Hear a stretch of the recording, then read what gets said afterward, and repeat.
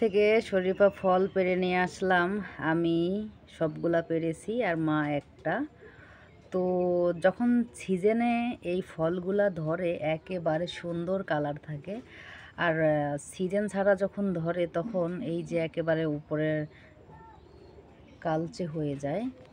তো না পাকতেই পাখিতে খেয়ে ফেলায় দেয়। আর এই যে এটা দেখুন পেকে গেছে,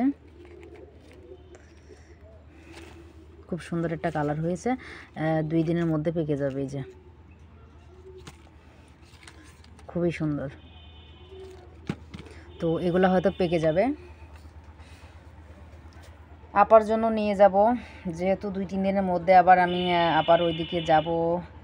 তো যদি পেকে যায় তাহলে বাড়িতে খাওয়া হয়ে যাবে, আর যদি 2-3 দিন থাকে তাহলে আপার জন্য, আপার ভাগ্যে থাকবে।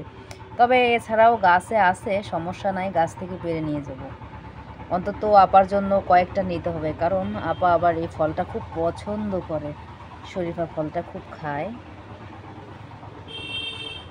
সারা 12 মাসই ধরে, টুকটাক করে ধরতেই থাকে।